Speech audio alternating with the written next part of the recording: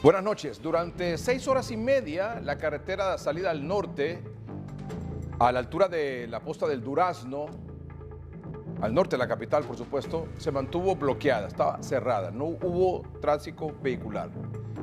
¿Qué pasó? Bueno, había una protesta de pacientes renales, lo que afectó a cientos de personas que se dirigían, a Comayagua probablemente, al aeropuerto de Palmerola, a recoger a algún familiar o iba de viaje. Mucha gente perdió, por supuesto, sus vuelos y otros que, por ejemplo, venían a trabajar a Tegucigalpa. Fue un verdadero caos. No sé por qué tanto tiempo permiten que esta protesta, bloqueando y afectando a terceras personas, se mantengan tanto tiempo afectando. Puede ser media hora, una hora, por mucho. La policía realmente tardó mucho tiempo en hacer este desalojo. ¿Estamos de acuerdo con las protestas? Por supuesto que sí, todo el mundo tiene derecho, pero no afectando a terceros. Aquí está la información.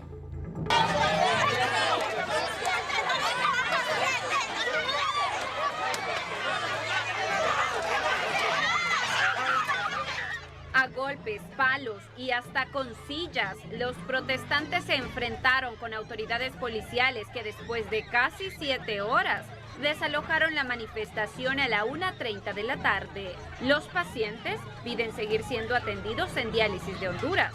Que nos dejen decidir dónde nosotros deseamos estar, que atiendan bien a los pacientes en el hospital escuela, que hagan una licitación pública y transparente. Es que nos dejen tener nuestro tratamiento en el centro donde estamos, el centro diálisis de Honduras. Y si somos hondureños, allí es que nos pertenece estar, ¿no? Muchos viajeros, unos que se dirigían a Tegucigalpa y otros a la zona norte del país, se vieron afectados al quedar varados durante varias horas. Ustedes van de viaje, van hacia Palmerola, van hacia dónde? Vamos a de trabajo y lamentamos que se esté dando esta situación, ¿verdad? Porque nosotros como el pueblo no tenemos culpa de lo que está pasando. Si quieren hacer su reclamo, lo pueden hacer directamente con el gobierno, con las entidades correspondientes. Un desastre completo, hombre. Salimos desde las 4 de la mañana, tenemos un compromiso a las 10 en San Pedro Sula y estamos aquí que prácticamente ya no lo van a lograr este compromiso. Al parecer no. Que el gobierno les pone idea, pues que se vayan a tomar la casa presidencial, que se vayan a tomar la casa Mela, Xiomara, pero que no nos afecten nuestro libre paso. Y el derecho de ellos termina cuando empiece el mío. En el transcurso de la mañana, las autoridades trataron de desalojar la protesta de manera pacífica. Está esperando ahí en la Secretaría de Salud una comisión para atenderlo. ¿Por qué ellos no? Yo me lo llevo y yo soy el interlocutor. ¿Por qué hemos hablado ahorita con el ministro? Si quiere, vaya, traiga esa comisión y aquí nos arreglamos. Al paso de las horas se desplazó una comisión de salud al sector El Durazno, carretera al norte. Sin embargo, los pacientes no aceptaron, por lo que fueron desalojados, habilitando primero un carril de doble vía. Francis Espinal, Noticieros Hoy Mismo.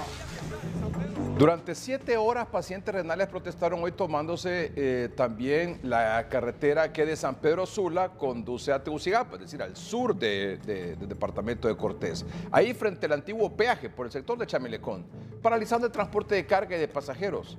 Los conductores, obviamente, indignados, expresaron su malestar. Y lo peor es que muchas de estas personas, pacientes renales, qué pesar, ¿verdad? Uno está solidario con ellos en su problema, en su afectación de salud, pero son utilizados, evidentemente, por las empresas que están interesadas en mantener el negocio.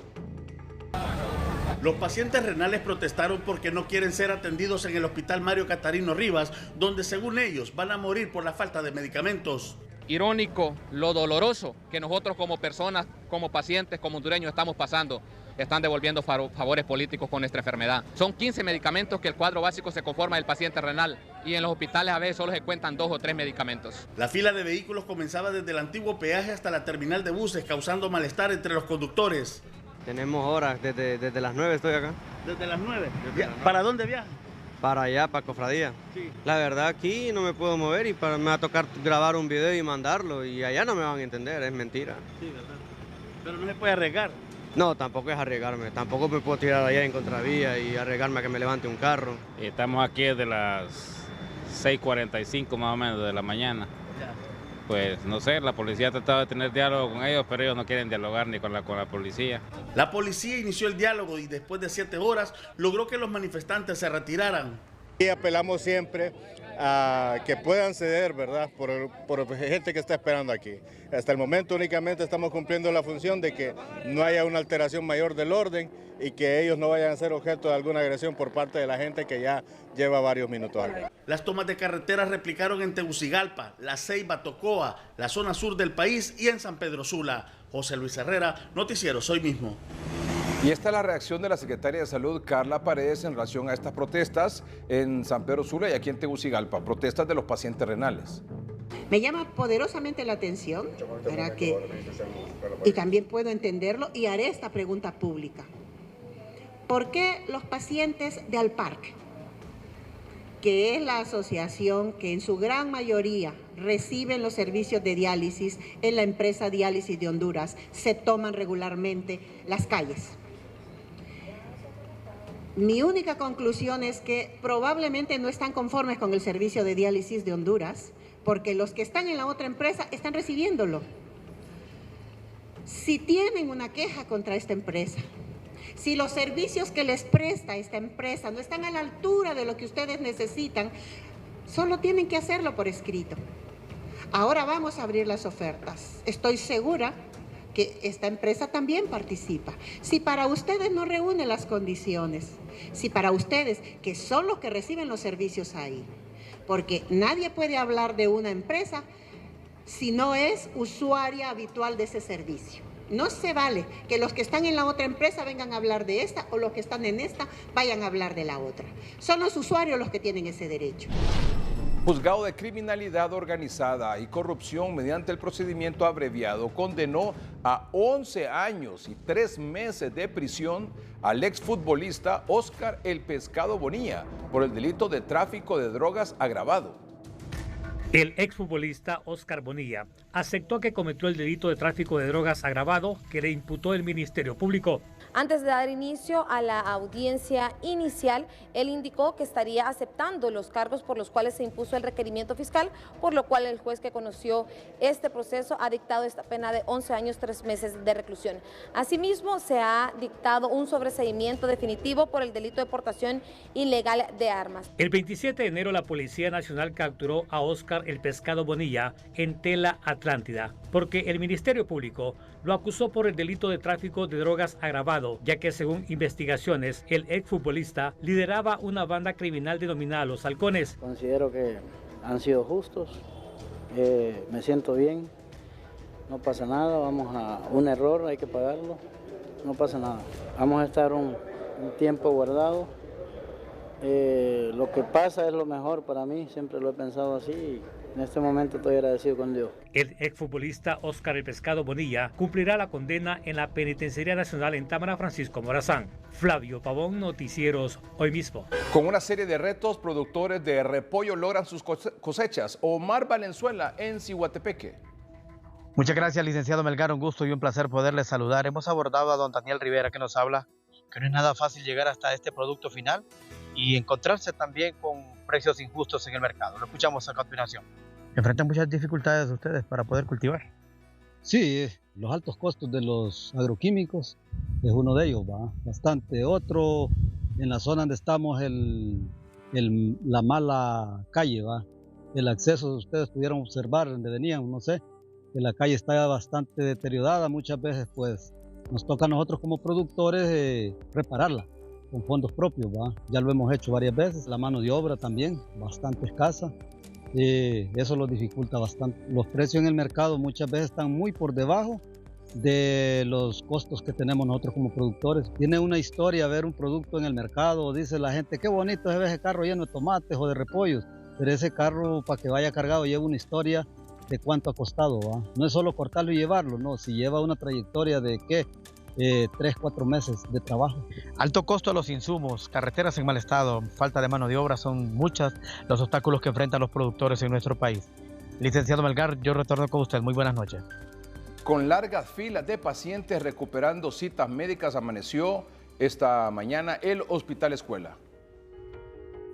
Kenia Margot tiene casi un año esperando una cita con un especialista. Logró una, pero no fue atendida por las asambleas informativas de los médicos. Yo he venido varias veces a ver si me reprograman la cita, pero no me la reprograman. Estoy desde octubre en eso, del año pasado, sí.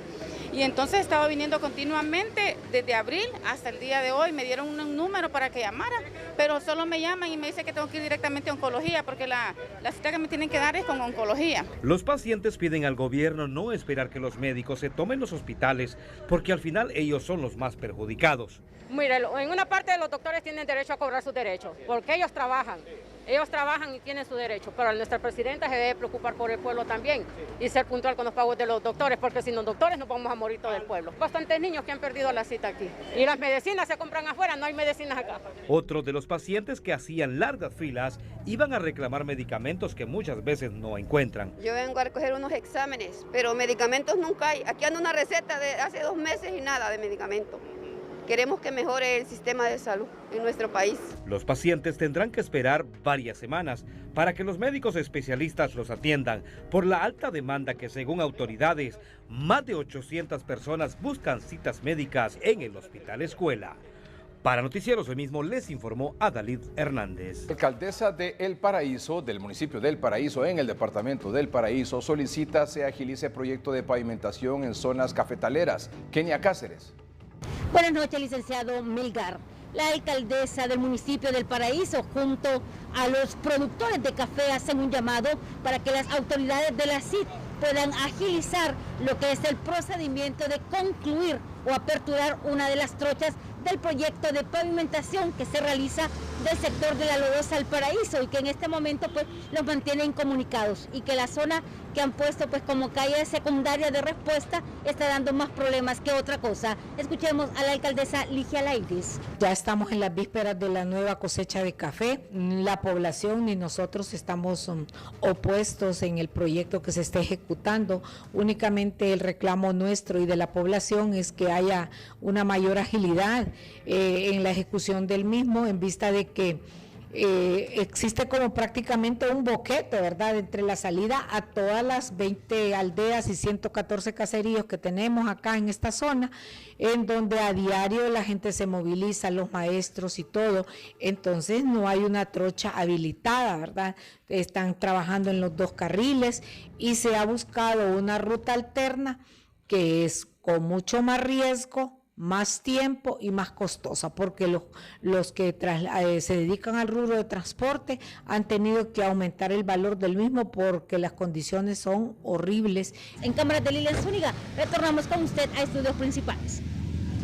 Mañana 1 de agosto leerán la sentencia a Juan Carlos El Tigre Bonilla, ex jefe de la Policía Nacional, vinculado supuestamente al tráfico de 450 kilogramos de cocaína. El ex jefe policial estipuló en su acuerdo de culpabilidad del 6 de febrero de 2024 que su conducta delictiva implicó la importación de más de 450 kilogramos de cocaína, así como la importación ilegal de una sustancia controlada usando una aeronave y el soborno a operadores de justicia. Juan Carlos El Tigre Bonilla, en una entrevista a Noticieros Hoy Mismo en abril de 2020, negó cada una de las acusaciones. Y si soy llamado y requerido por miembros de la Embajada Americana, yo me hago presente y me dirijo a donde sea, porque no tengo temor a nada, yo no tengo ninguna vinculación y lo único que hice en mi trabajo fue denunciar las actividades de estos delincuentes del narcotráfico. Bonilla remitió una carta solicitando 10 años de reclusión, alegando que recibía un trato inhumano y problemas de salud, así como por su edad. Sin embargo, la Fiscalía del Distrito Sur de New York solicitó que se le imponga una sentencia de 30 años de prisión al exdirector de la Policía Nacional en Honduras, Juan Carlos El Tigre Bonilla. El Tigre Bonilla fue arrestado en Honduras el 29 de marzo de 2022 y extraditado a Estados Unidos el 10 de mayo del mismo año, acusado por los delitos de conspiración para importar cocaína, posesión de ametralladoras y dispositivos destructivos, así como la conspiración para poseer ametralladoras. Fanny Zúñiga, Noticieros Hoy Mismo. María Corina Machado, una de las líderes de la oposición en Venezuela, en su cuenta de redes sociales informó hoy lo siguiente. Venezuela y el mundo entero saben que la violencia es el último recurso del régimen de Maduro. Ahora, tras la contundente e inapelable victoria electoral que logramos los venezolanos el 28 de julio, la respuesta del régimen es el asesinato, el secuestro y la persecución. Alerto al mundo sobre la escalada cruel y represiva del régimen, que hasta hoy cuenta con más de 177 detenciones arbitrarias, 11 desapariciones forzadas y al menos 16 asesinatos en las últimas 48 horas. Esa es la respuesta criminal de Maduro al pueblo venezolano que salió a la calle en familia, en comunidad, a defender su decisión soberana de ser libres. Esos crímenes no quedarán impunes. A los familiares de los asesinados, a los presos, a los perseguidos, a los lesionados por defender la victoria electoral del 28 de julio, les envío mi palabra de solidaridad y mi convicción de que vamos a consolidar la victoria que hemos obtenido. Yo les he dicho que vamos hasta el final y vamos hasta el final. Ahora tenemos un nuevo motivo, el sacrificio que ustedes hacen y han hecho. Los amo. Lo dijo esta mañana María Corina Machado. El Centro Carter, que ha observado al menos 124 elecciones presidenciales en al menos 43 países, que tiene una tendencia de izquierda también, por supuesto. Claro, eso no lo delegitima su trabajo ni por cerca, por supuesto. Tiene mucho prestigio. De hecho, el Centro Carter en sus misiones de observación electoral. Hago referencia a esto porque el Centro Carter fue invitado por el Consejo Nacional Electoral de Venezuela para observar las elecciones presidenciales del domingo 28 de julio.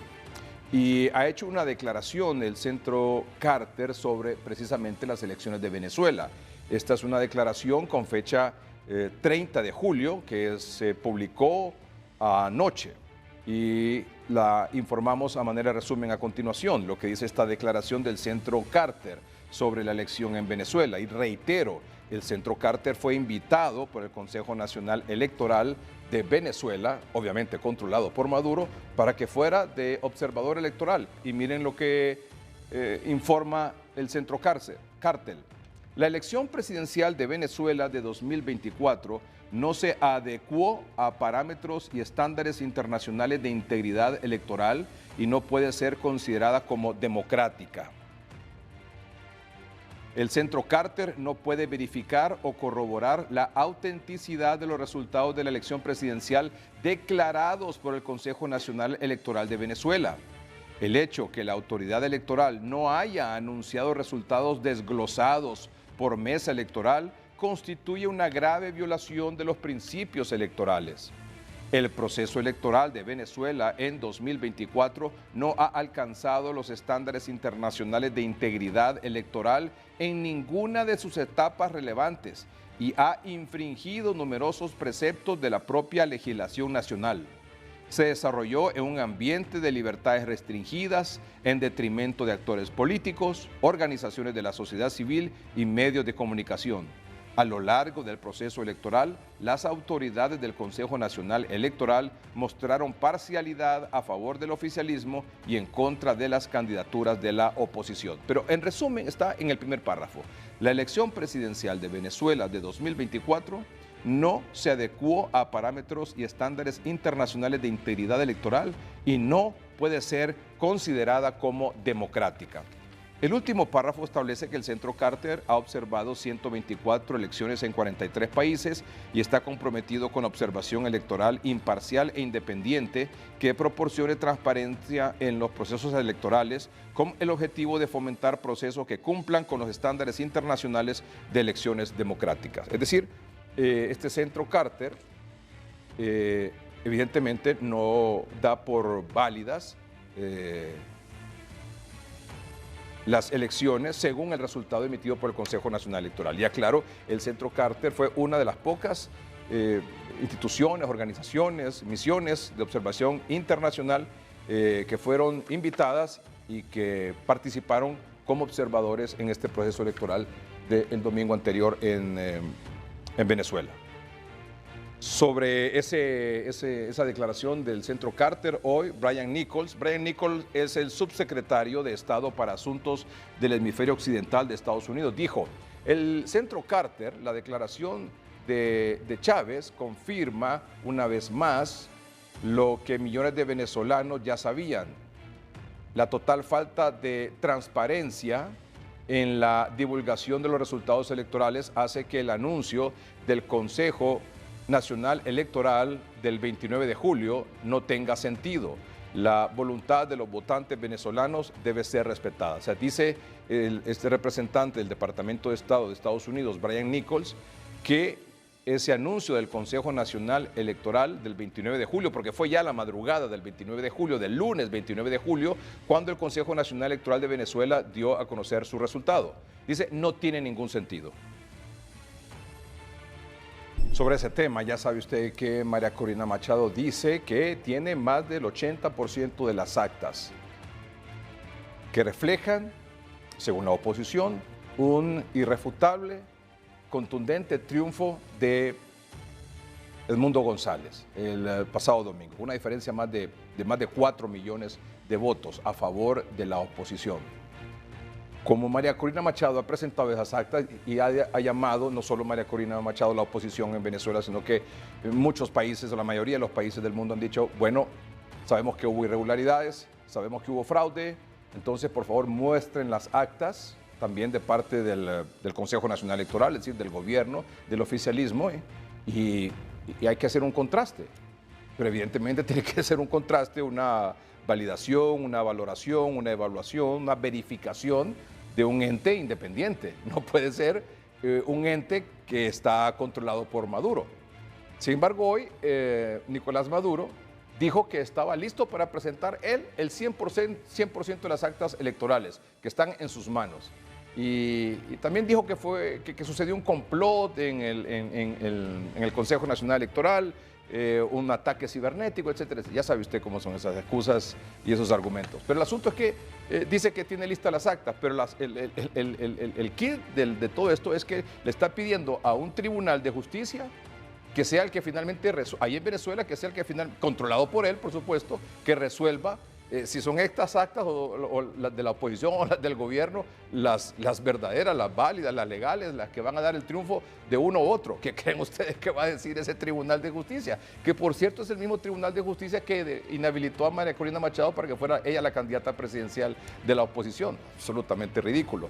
Lo correcto sería, ok, bueno, Maduro presenta sus actas, la oposición presenta sus actas y que sea una observación internacional, un árbitro independiente que haga esta verificación, esta auditoría, para que al final se decida de manera transparente el ganador de las elecciones. El asunto es que el domingo, el 28 de julio, amanecer el lunes, quiero decir, y el Consejo, hora de Venezuela, el Consejo Nacional Electoral solo leyó un comunicado, 51 punto tanto Maduro, 44 punto tanto Edmundo González. Ya estuvo. De ahí en adelante no ha vuelto a pasar nada, no ha vuelto a informar nada. Si usted se puede meter a la página del Consejo Nacional Electoral de Venezuela y ahí no hay ninguna información de nada. No presentaron actas, no presentaron resultados de mesas, absolutamente nada más que ese comunicado con esos datos y pare de contar. Por su parte, la oposición ha dicho, mira, aquí está el 80% de las actas.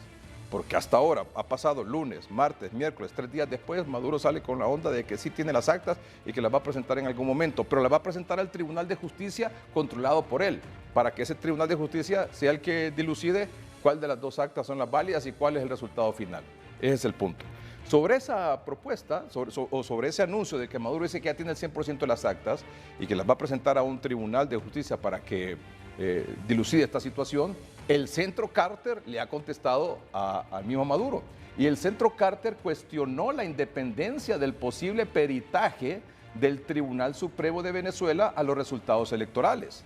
Nicolás Maduro solicitó el miércoles a esta entidad que realice un peritaje tras 3 días de reclamos por falta de transparencia y presión de organismos internacionales y de líderes de la región.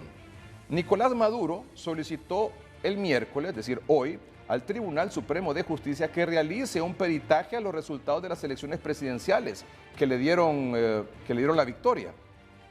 Tras 3 días de reclamos por falta de transparencia y presión de organismos internacionales y de líderes de la región, incluidos sus aliados o parte de su cofradía, ¿va? El colombiano Gustavo Petro y el brasileño Luis Ignacio Lula da Silva. Pero el Centro Carter, que anoche confirmó que los comicios no fueron transparentes, ahora cuestionó la independencia del posible peritaje del Tribunal Supremo de Venezuela a los resultados electorales. Otra institución gubernamental que es designada por el gobierno para verificar los números del gobierno para los resultados de las elecciones que están en duda, dijo Jenny Lincoln, quien dirigió la delegación del Centro Carter que supervisó las elecciones en Venezuela. No se trata de una evaluación independiente, por supuesto que no. Maduro, quien buscaba la reelección para un tercer mandato de 6 años y fue declarado ganador al 80% del escrutinio y sin que el detalle de los votos estuviera públicamente disponible, aseguró que está dispuesto a mostrar la totalidad de las actas de escrutinio de los comicios. La página web del Consejo Nacional Electoral, que debía recoger y permitir el acceso al conteo de votos, lleva caída desde al menos la mañana del lunes, cuando Maduro fue oficializado como ganador de las elecciones.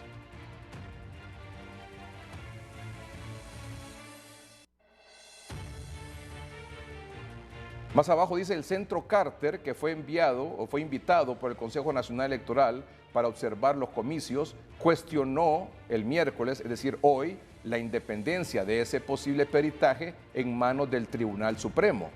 La noche anterior, este mismo organismo, como le leímos aquí el comunicado, señaló que no puede verificar los resultados de las elecciones por la ausencia de transparencia de las autoridades venezolanas y recalcó que la elección no puede ser considerada democrática. Entonces, ayer saca el Centro Carter, que fue el único organismo invitado por el Consejo Nacional Electoral venezolano a observar las elecciones. Ayer dijo que esas elecciones no fueron democráticas, que no reconocen ese triunfo.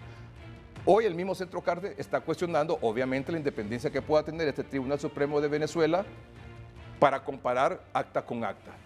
Es obvio porque es un organismo que está también controlado por el oficialismo, es decir, por Nicolás Maduro.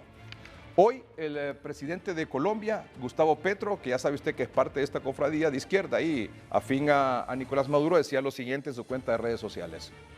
En tan solo unos minutos vamos a presentar eso. Porque también España hoy, a través de su presidente, el presidente del gobierno español, Pedro Sánchez, ha pedido que se verifiquen las actas, es decir, crece la solicitud de que se verifiquen las actas. Algunos países no reconocen el triunfo, otros reconocen el triunfo de Maduro, como Honduras, por ejemplo, y hay otros países que están diciendo, mire, verifiquen las actas y que se comparen las actas de la oposición, que dice tener ya en sus manos el 80% de las actas, y las que vaya a presentar Nicolás Maduro. Pareciera que dentro de todo y esto, el oficialismo, el gobierno de Maduro nunca se imaginó que la oposición iba a tener en sus manos las actas. Porque ahí en las actas es donde el testigo, el representante de cada partido, puede dar fe realmente de que se hizo el conteo de los votos y que ese conteo, el resultado, se puso en el acta tal y como fue. Entonces, si María Corina tiene esas actas, el 80%, y en esas actas dice, mire, nosotros ganamos con esto y esto y esto, y que demuestra, según ella, que con eso gana, ¿cómo Nicolás Maduro puede demostrar lo contrario? ¿Y por qué se está tardando tanto para hacerlo? ¿Y por qué está pidiéndole a un tribunal controlado por él que valide las actas que son legales o las que dan el triunfo a uno o a otro? El presidente de Colombia, Gustavo Petro, decía hoy lo siguiente en su cuenta de redes sociales: las graves dudas que se establecen alrededor del proceso electoral venezolano pueden llevar a su pueblo a una profunda polarización violenta con graves consecuencias de división permanente de una nación que ha sabido unirse muchas veces en su historia. Invito al gobierno venezolano a permitir que las elecciones terminen en paz, permitiendo un escrutinio transparente, con conteo de votos, actas y con veeduría de todas las fuerzas políticas de su país y veeduría internacional profesional. Es decir, es lo que estamos diciendo aquí. Es precisamente lo que le está diciendo Petro, que es de la misma línea de izquierda de Maduro. Póngame de nuevo lo que dice Petro, por favor, la parte final esa. Invito al gobierno de Venezuela, solo esa parte, invito al gobierno venezolano a permitir que las elecciones terminen en paz, permitiendo un escrutinio transparente. ¿Qué implica un escrutinio transparente? Bueno, que se cuenten los votos, que se cuenten las actas. ¿Qué más dice? Votos, actas y con veeduría de todas las fuerzas políticas de su país. Es decir, que todos los partidos vean esa veeduría, observen ese proceso de verificación de las actas y acompañamiento internacional profesional. El mismo Centro Carter, que el gobierno venezolano invitó como observador internacional, Deberían de invitarlo ahora a que haga esa observación. ¿Quién sabe que lo hagan después de que el Centro Carter no valida los resultados del Consejo Nacional Electoral y tampoco valida que sea el Tribunal Supremo de Venezuela quien valore cada una de las actas? Así está la situación. Bueno, ya sabía usted que se había convocado a una sesión extraordinaria la Comisión Permanente, el Consejo Permanente de la Organización de Estados Americanos, OEA, y la información es que no se logró obtener los votos necesarios para una resolución en el caso Venezuela. Última hora. Alerta Mundial establece lo siguiente: Consejo Permanente de la OEA no logró los 18 votos para aprobar una resolución sobre Venezuela. Hubo 17 votos a favor, 0 en contra, 11 abstenciones y 4 ausentes. ¿Qué es lo que se pretendía? La OEA pretendía una resolución para solicitarle al Consejo Nacional Electoral o al gobierno de Maduro publicar las actas electorales, es decir, lo que todo el mundo está planteando. Bueno, ¿quiénes votaron a favor en este Consejo Permanente de la OEA para pedir al Consejo Nacional Electoral que publique las actas electorales? Bueno, Argentina votó a favor, Canadá, Chile votó a favor, Costa Rica, Ecuador, El Salvador, Estados Unidos, Guatemala, Guyana, Haití, Jamaica, Panamá, Paraguay, Perú, República Dominicana, Surinam y Uruguay. Se abstuvieron de votar Bahamas, Barbados, Belice, Bolivia, Brasil, Colombia, Granada, Honduras, San Cristóbal y Nieves, Santa Lucía, Antigua y Barbuda. Y ausente Dominica, México, San Vicente y las Granadinas, Trinidad y Tobago y Venezuela. Y ahí está la fotografía de la reunión de hoy del Consejo Permanente. Es decir, con la abstención de Brasil y Colombia y la ausencia de México, la Organización de Estados Americanos descartó una iniciativa que era avalada por Estados Unidos, por Argentina, por Paraguay, Chile, Uruguay, que además instaba al gobierno de Maduro a frenar la persecución y la represión en las calles, y que también pretendía solicitar como petición o objetivo principal una publicación de las actas electorales y una verificación, una auditoría, un peritaje de las actas electorales. Es decir, lo que está pidiendo, bueno, incluso hasta Pedro Sánchez, el presidente del gobierno español, que lo decía hace unos minutos, y Gustavo Petro, presidente de Colombia.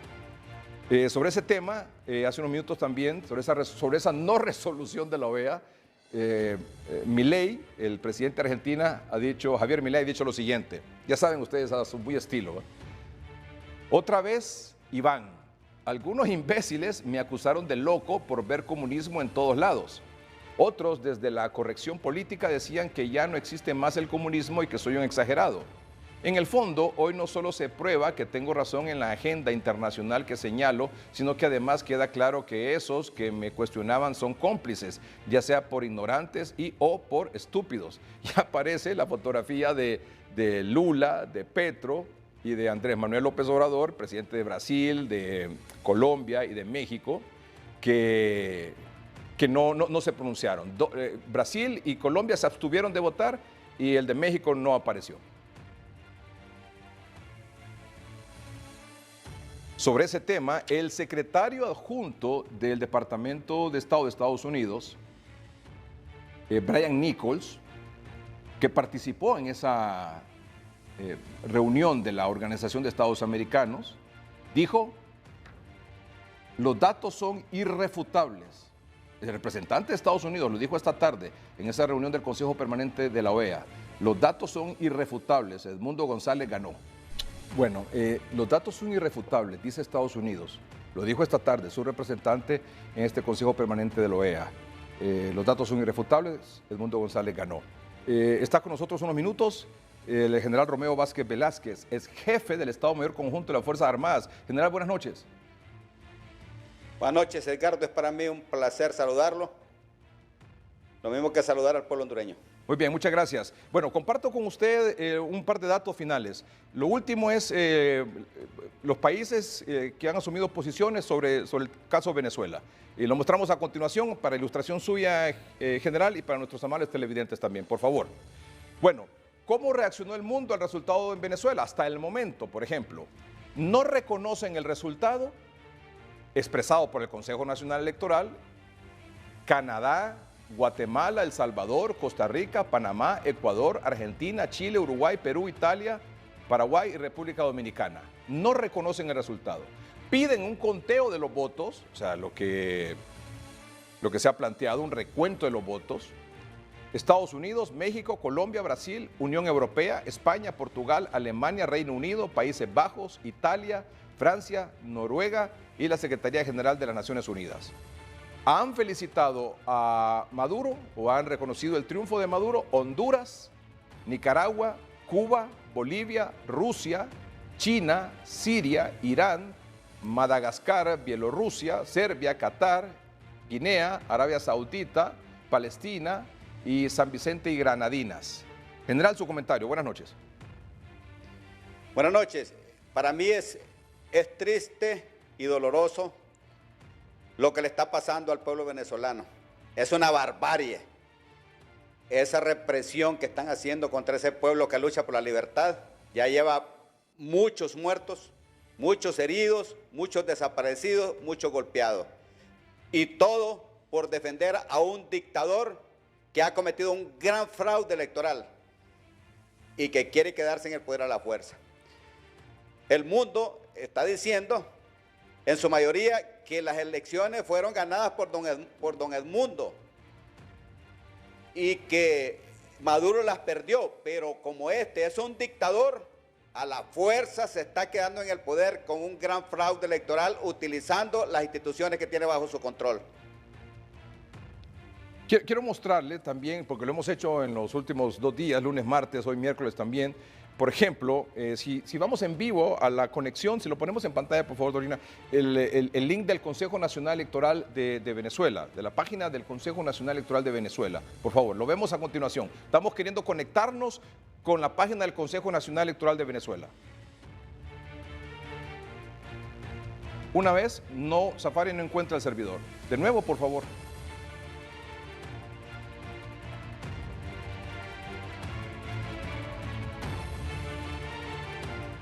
Tampoco. ¿Una tercera?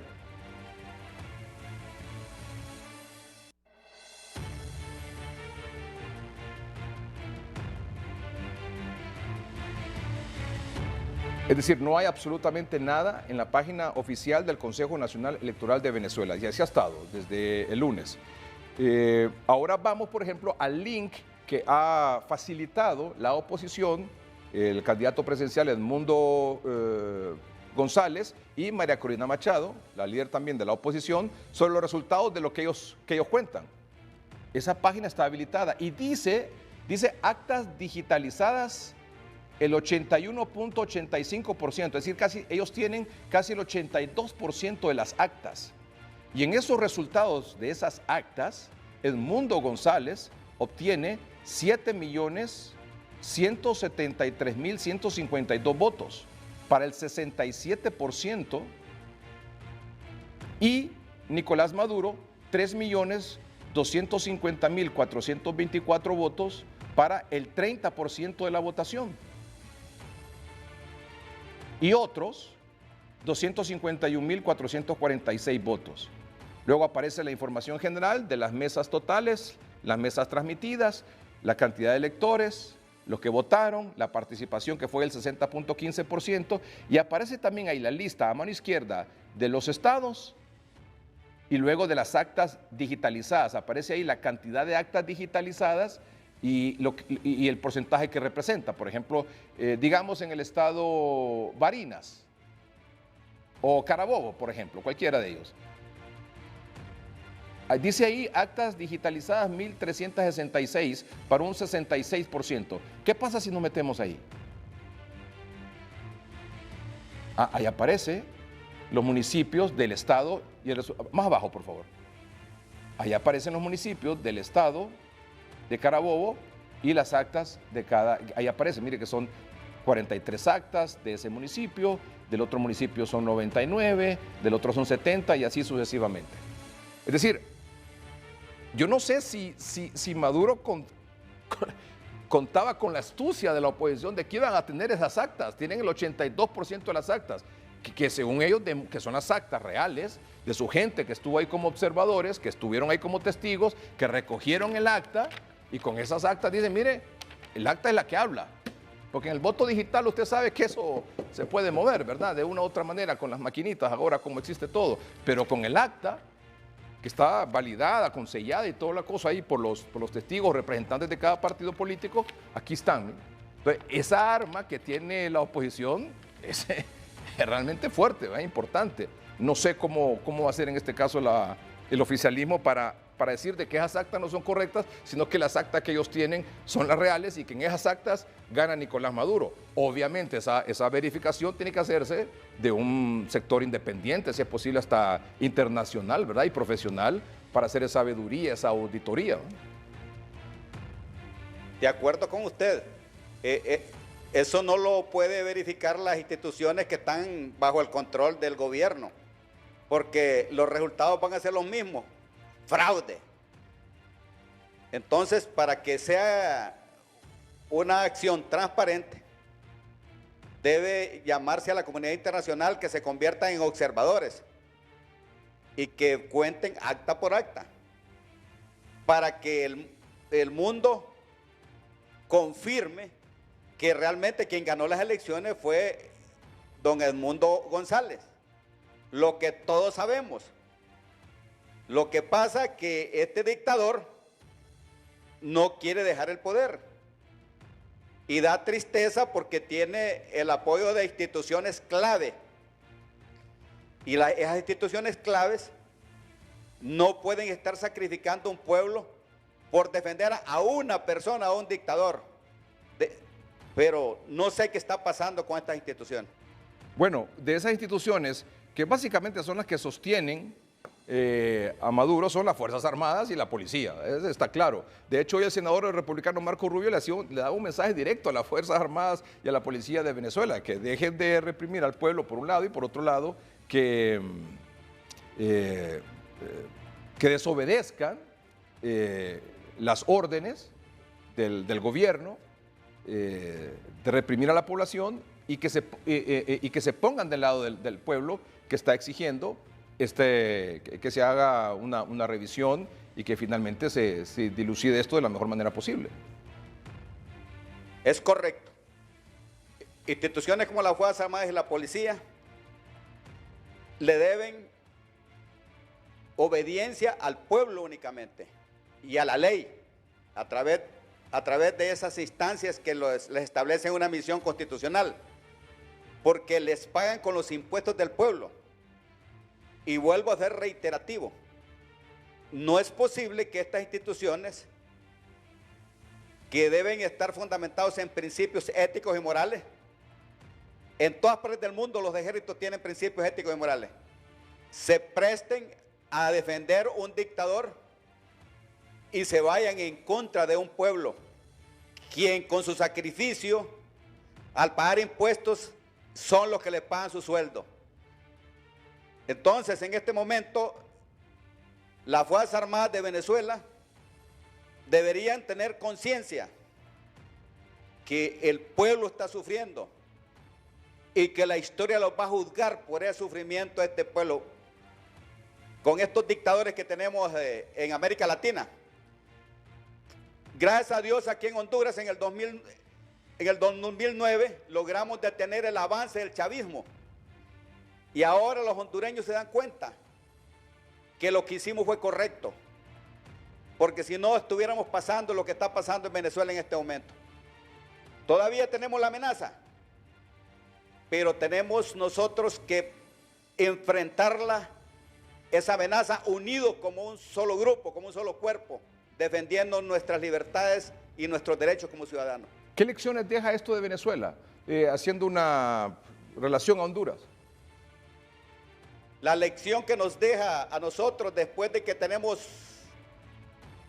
unas instituciones controladas por el gobierno ya, como lo estaba en Venezuela, es que tenemos que presentar un frente común, unidos todos los hondureños, y que debe haber participación ciudadana, y que las Fuerzas Armadas entiendan que son una institución del pueblo y que deben ser apolíticas y deben de mantener el orden constitucional en todo momento y no permitir que comportamientos dictatoriales de esta gente de izquierda nos lleven a una dictadura totalitaria, socialista, como lo que le está sucediendo a Venezuela. Pero también se cuestionaba que estábamos en una dictadura con el gobierno del Partido Nacional en los últimos 8 o 12 años. O sea que hay dictaduras, hay dictaduras de derecha y de izquierda, ¿no? Hay dictaduras de derecha y de izquierda, es cierto. Pero ahí también tiene que ver la responsabilidad de las instituciones que deben hacer prevalecer el Estado de Derecho y hacer prevalecer la democracia. Esta gente luchó, decían ellos, contra la dictadura de Juan Orlando Hernández. Pero ahora los vemos nosotros apoyando la dictadura de Maduro. Por eso es que la presidenta Xiomara Castro no me representa a mí, porque tiene doble moral. Porque en el pasado defendían lo que es la libertad, se suponía, y ahora están apoyando la dictadura de Maduro. Esa es una doble moral. Y están gastando dinero para mandar comisiones a avalar el sufrimiento del pueblo venezolano, apoyando a un dictador. Bueno, y lo otro importante también es eso, ¿verdad? Lo de tener representantes en las mesas, ¿verdad? En las próximas elecciones, tanto en las primarias como en las generales, ¿verdad? Esa es clave. De acuerdo, es que ellos tienen el control de... Sí, del sistema, digamos. Consejo Nacional Electoral. Del sistema, claro. Ellos tienen, aquí tenemos representantes por lo menos de los 3 partidos políticos en el Consejo Nacional Electoral, del Partido Liberal, Libre y del Partido Nacional. Hay algo, Edgardo, miren, quien va a controlar a partir de septiembre el Consejo Nacional Electoral se llama Rixi Ramona Moncada, a través de un alfil que está mandando ella ahí al Consejo Nacional Electoral. Ahí van a tratar de hacer todos los fraudes. Y le voy a poner un ejemplo. En el 2009, las cajas para hacer la consulta popular ya estaban llenas. Las que requisó las Fuerzas Armadas ya estaban llenas. Eso quiere decir que lo mismo van a querer hacer el próximo año también. Hacer un fraude así como el que está sucediendo en Venezuela. Por eso es que yo llamo a la unidad de todos los hondureños, indistintamente los colores y las ideologías políticas. Y los credos religiosos también, porque Honduras es de todos y la patria no se vende ni se alquila, se ama y se defiende y todos tenemos la obligación de defenderla. Muy bien, gracias general por acompañarnos esta noche y darnos su opinión sobre lo que está ocurriendo en Venezuela. Muy amable. Un placer saludarlo y que Dios bendiga Honduras y todos los hondureños tenemos que estar dispuestos a defender nuestra libertad.